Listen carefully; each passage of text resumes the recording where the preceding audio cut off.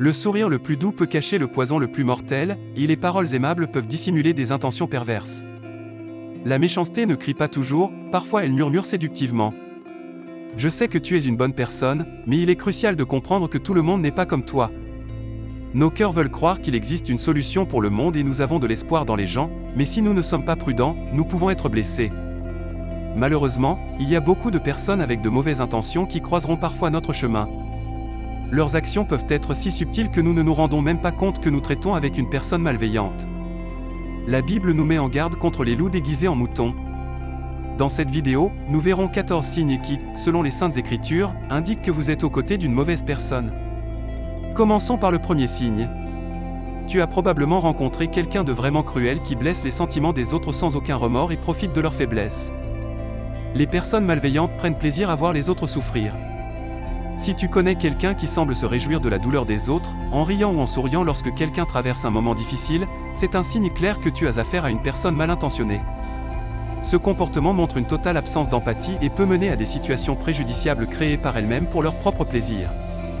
Imagine un collègue de travail qui, au lieu de t'aider lorsque tu es débordé, se moque de tes difficultés, ou un ami qui se moque de tes problèmes personnels au lieu de te soutenir. Ces attitudes ne sont pas seulement insensibles, mais révèlent un caractère cruel. Ils pourraient même provoquer délibérément des situations adverses pour les autres juste pour avoir le plaisir de voir quelqu'un souffrir. Ils peuvent aussi répandre des commérages et créer des conflits pour voir les réactions des gens et profiter du chaos qu'ils ont causé. Ces attitudes ne démontrent pas seulement un manque de compassion, mais reflètent aussi une profonde corruption du cœur. Dans Proverbe 24, il est dit « Ne te réjouis pas de la chute de ton ennemi, et que ton cœur ne soit pas dans l'allégresse quand il trébuche, de peur que l'Éternel ne le voie, que cela ne lui déplaise et qu'il ne détourne de lui sa colère. » Ce verset souligne l'importance de ne pas trouver de plaisir dans la souffrance des autres, car même se réjouir du malheur des autres est offensant aux yeux de Dieu. Le psaume 37 nous offre une perspective de consolation, le méchant forme des projets contre le juste et grince des dents contre lui, le Seigneur se rira de lui, car il voit que son jour arrive. Ce passage nous rappelle que bien que les personnes malveillantes puissent momentanément se réjouir de la souffrance des justes, Dieu voit et jugera leurs actions. Reconnaître et s'éloigner de ceux qui prennent plaisir à la souffrance des autres est essentiel pour notre propre paix et santé émotionnelle. La Bible nous guide à rester sur le chemin de la compassion, de la bonté et du pardon, reflétant ainsi l'amour de Dieu dans nos vies. Les gens veulent te voir bien, mais jamais mieux qu'eux. C'est la pure vérité. Si tu crois au pouvoir de la Bible, écris dans les commentaires, le bien triomphe toujours sur le mal. Les personnes malveillantes sont extrêmement contrôlantes. Elles se sentent mal à l'aise et impuissantes si elles ne contrôlent pas chaque aspect de leur vie et de celle des autres. Elles feront tout pour s'assurer que les choses se passent selon leurs désirs et abuseront de leur pouvoir si elles ne rencontrent pas de résistance. Pense à ce patron qui insiste pour vérifier chaque petit détail de ton travail, non pas pour aider, mais parce qu'il a besoin d'avoir un contrôle total, ou cet ami qui décide toujours où tu vas, ce que tu fais et avec qui, sans considérer les opinions des autres. Ces attitudes montrent une obsession pour le contrôle qui peut être étouffante. Ces personnes peuvent aussi manipuler des situations pour maintenir le contrôle, créant des règles rigides ou utilisant le chantage émotionnel. Selon Jacques, car là où il y a de la jalousie et de la rivalité, il y a du trouble et toutes sortes de mauvaises actions.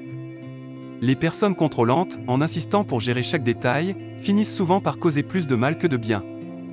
Jésus nous enseigne à faire confiance à Dieu et non à nos propres forces, ne vous inquiétez pas pour demain, car demain s'inquiétera de lui-même. À chaque jour suffit sa peine.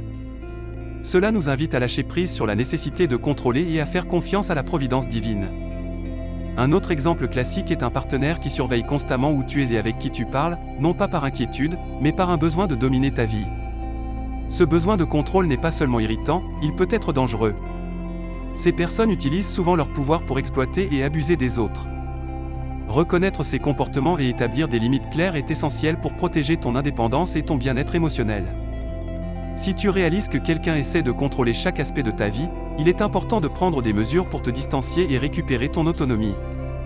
Un des signes les plus clairs que tu es confronté à une personne malveillante est de te sentir étrange en sa présence. Tu peux te sentir fatigué, agité ou simplement mal à l'aise. Cela pourrait être ton instinct naturel qui te prévient que quelque chose ne va pas. Imagine être à une réunion de famille où tout le monde s'amuse, mais il y a une personne qui te fait toujours sentir tendu et mal à l'aise. Même si cette personne ne te fait rien directement, sa simple présence suffit à générer un sentiment de malaise. Cela pourrait indiquer que la personne a une énergie négative ou des intentions malveillantes.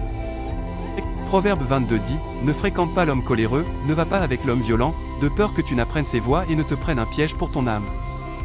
Cet avertissement biblique nous rappelle l'importance d'éviter la compagnie de ceux qui apportent de la négativité et de l'inconfort dans nos vies. Un autre exemple est un collègue de travail qui te provoque de l'anxiété ou te fatigue chaque fois qu'il s'approche de toi.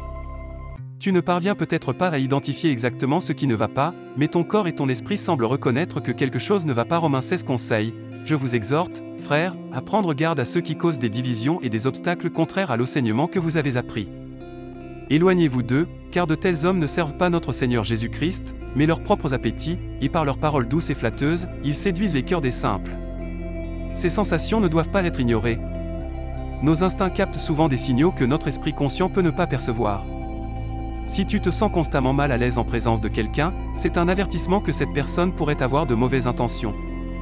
Prêter attention à ces sentiments et leur accorder de l'importance peut t'aider à éviter des situations nuisibles et à maintenir ta paix intérieure.